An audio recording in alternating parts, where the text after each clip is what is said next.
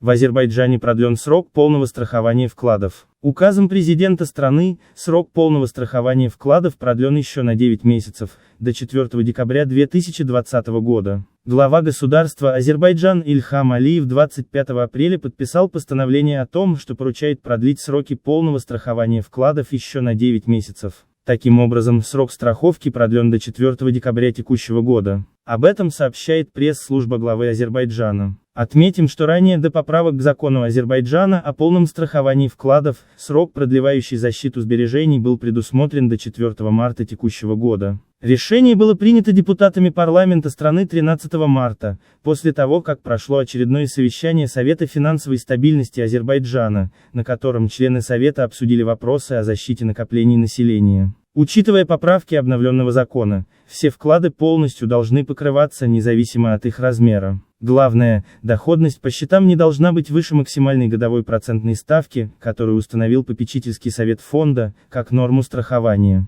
Добавим, что защита от возможных рисков касается счетов граждан в банках-участниках фонда страхования вкладов.